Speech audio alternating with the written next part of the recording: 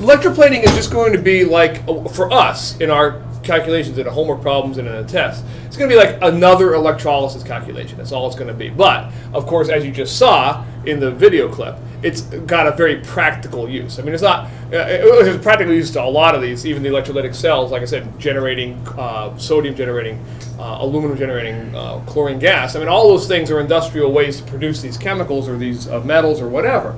But, plating is done, a lot of things, on your car, jewelry, a lot of stuff is plated. And here's the basic theory behind it. It's pretty simple, okay? You have this picture on your paper, all right? And what happens is you hook it up to a battery or some generator or some, electricity generator. Here I've got this, DC generator here. And you pass some electric current through the metal that's going to be oxidized. In this case, it's copper. I want to copper plate the spoon. I'm going to show you how to do that in a second. But we'll get the notes first. So you have the electrons are passed through there, or electricity is passed through there, and copper is turned from copper metal into copper ions. Now, the solution I've got there, you may notice, is blue. I'll turn the camera around a little bit so people can see it in a minute. The solution is blue because it's already a copper sulfate solution, so there's copper ions already in there. The video clip that you saw a minute ago where they were doing that home experiment where they just used vinegar and salt and a copper penny and a quarter. Well, there you got to actually dissolve some of the copper in there first. Well, here there's already dissolved copper in there, copper ions with +2 charge. Well, what's going to happen? Those +2 charge ions are going to be attracted to the negative electrode and start to coat whatever metal it is. This is the metal you're trying to coat. I'm going to use a spoon. Okay, so the copper gets turned into copper ions and to electrons, and then these electrons are used to reduce the back onto the copper onto the other metal you're trying to coat.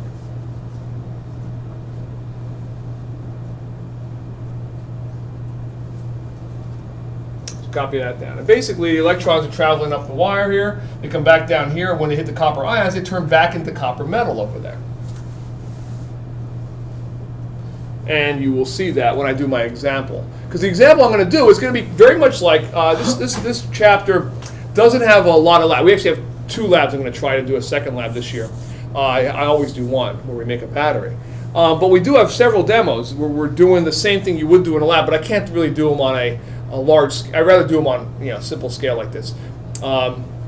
We saw with the decomposition of water yesterday, right? The aqueous sodium sulfate cell.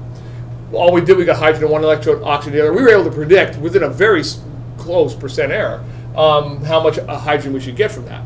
In this case, we're going to get such a small amount of copper plated onto this spoon that you really can't measure it. We're not going to really try to measure it. All right, but I am going to at least be able to see it. All right, in a second. So that's the basic theory behind it. This is another electrolysis calculation. Let's see if we can do it. All right. That's my question, and here's what we're going to do. Copy that down. And while you're copying that down, I'll move the camera around because people who are watching this at home could pause it and just copy the question down. Here's the actual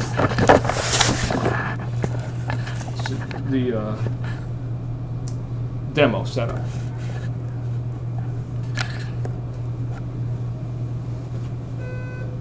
Juniors with last names beginning with the letters G and H, please report to the conference room with your enrollment sheet. Thank you.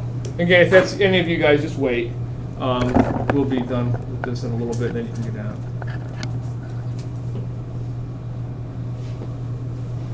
All right, everybody got that copied? I'm going to turn this on so we could be doing the calculation while we're watching this. All right. Now notice I'm going to make my same as I have on the picture back there. I'm going to make the positive electrode going to be where my spoon is, and the negative. The positive electrode is going to be where my copper is, and the negative electrode is going to be where the spoon is. I don't want them to touch because that's just going to complete the circuit. So I want to have them separated. So I'm going to tape this guy down a little bit, hopefully. What's the liquid that you have? Just copper sulfate. So there's copper ions already in there. See if I can see that on the picture here. I don't know which is best to see the spoon. There's a bit of a glare there. unfortunately. Maybe if I turn it this way. See the spoon better? Yeah, I think you can see the spoon now. Oh, it's not staying taped very well.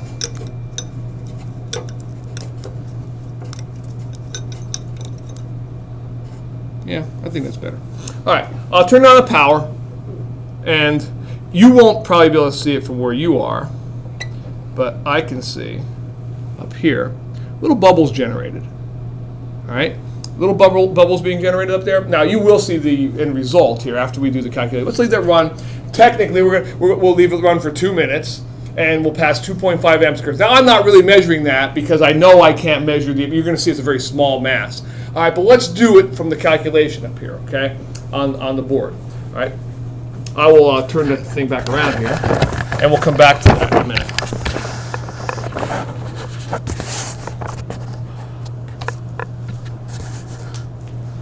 All right, what do you think I want to write down first? We've done calculations kind of like this, but not exactly before. No. Oh, yeah, it's true. Yeah, that's a good point. What's happening to get copper plated out? You got to take copper ions, Cu with a +2, are getting 2 electrons and turning into copper metal. So you're absolutely right. We will need that for the equivalence. So you should write the equation down when you do these kind of problems. I meant, what did you want to write down first for the given information? Yeah, 2.50 amps, which is 2.50 coulombs per second, right? 2.50 coulombs per second. Turn it down. All right. Let's take, what do you want to take care of first? Yeah, we'll take care of the time element first. We got 2 minutes, so we'll multiply by seconds on the top, minutes in the bottom. 1 minute contains 60 seconds. Seconds cancel. Times minutes on the top, and I've got, oh, there's only 2.00 minutes. I don't have the top or bottom. 2.00 minutes. Okay? Now, I'm not done, but I've converted out of, there's no more time here, it's just coulombs. Okay? Let's say it's been about 2 minutes now, we'll turn that off. All right, we'll look at that in a little bit. All right. So good.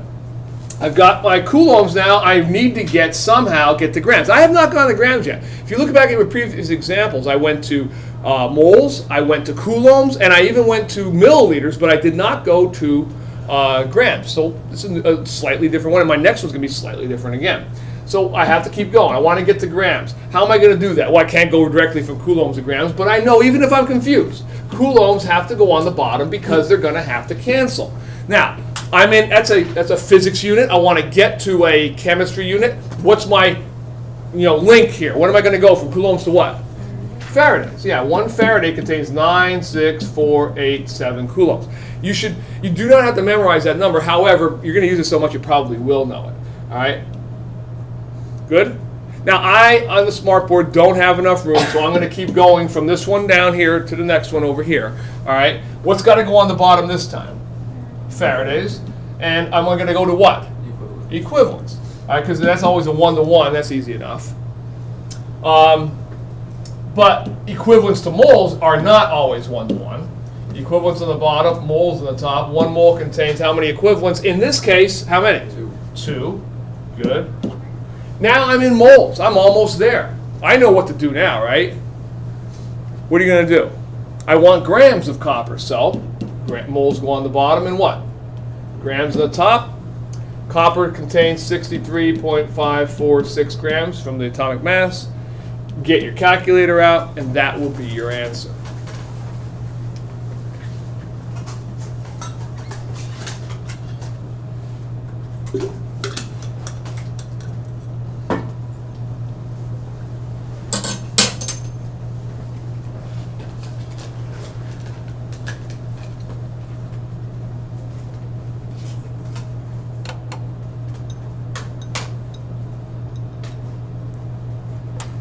What did we get?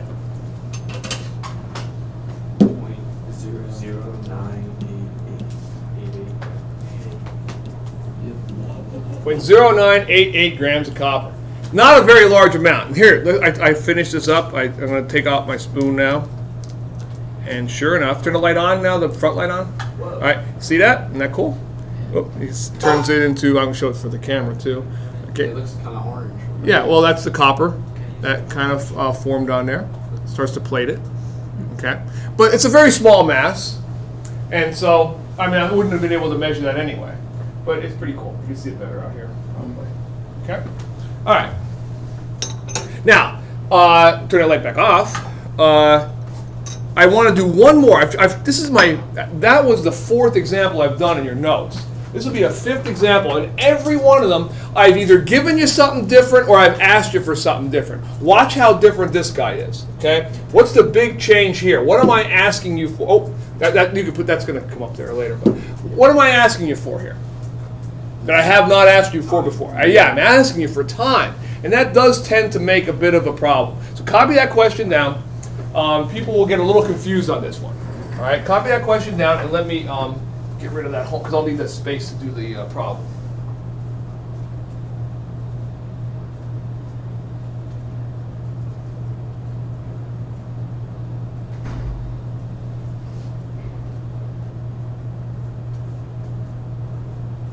Okay.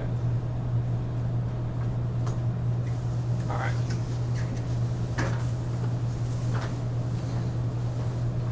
Now that might be a little confusing to you, because you seem to be given 2 pieces of given information. Like, what do we use? Where do we start this problem from? All right. And by the way, I noticed as people were working on the homework, which you'll be doing a little bit today and a good portion of tomorrow as well, to do these problems. My guess is you probably aren't caught up even with the ones from yesterday. So you're going to get some time to work on them today, and probably almost a full period tomorrow. I found some confusion here when you start. Where do I start? You know, like, because the book asks a couple of questions. It says, find how many coulombs, how many Faradays, how many. It asks you all these questions at once in the same problem. You know how the books will do that. They'll ask them confusingly. All right. Well, in this case, let's use a little common sense. I want to end up with time. Which of those 2 guys has time in his calculation? Neither one, you say. Yes, it does. Amps does. So I don't want to start with that. I want to end with that, because that's going to be my last thing. Amps has time in it because amps are coulombs per second. All right, so we'll get to that last, but it's going to take me a while to get there. I'm going to start out with 0.397 grams of silver. Oh, and by the way, one other thing when you get to the homework, it's going to ask you, I believe, one of the questions will have, I've been using for time, seconds usually, or minutes. It will have H. If people say, what are H's? Hours, yeah. It's hours. I forget who asked that. But anyway, all right, 0.397 grams of silver. Oh, by the way, you're right. I should probably do silver. What's happening? Silver plus 1 is becoming silver metal, and that takes only 1 electron. So that's nice. I won't have to worry about my equivalents per mole. That should be 1 to 1. Okay, so 0.397 grams of silver. Grams at the bottom, moles at the top. 1 mole contains, if you look at the periodic table, silver is 107.87. I'm out of grams. That's nice. I'm in moles. I'm still in the chemistry units. Okay. I want to go from moles to what? Because I eventually want to get to the physics units. Yeah, moles to equivalents. Yeah, I got to get the equivalents first, because even though I know this guy's going to only have 1 equivalent per mole because there's only 1 electron transfer, still, I want to do that. All right, moles, I'm in equivalents now. Now I go from equivalents to my link here, Faradays. Equivalents on the bottom, Faradays on top. 1 Faraday contains 1 equivalent. And now I can get into physics, all right, by doing Faradays on the bottom and coulombs on the top. 1 Faraday contains 9, 6, 4, 8, 7 coulombs. Now I'm almost out of room here again, and this is probably the hardest one to remember what to do here, okay, or to realize what to do. You say, well, okay, that's nice. I'm in coulombs, and I know coulombs are related to amps. How are coulombs related to amps? Well, there's amps are coulombs per second. I want you to now just look at this, because it doesn't make a whole lot of sense to actually think about it, but just look at it from a unit perspective. What has to go on the bottom here, people? Coulombs. And what am I trying to find?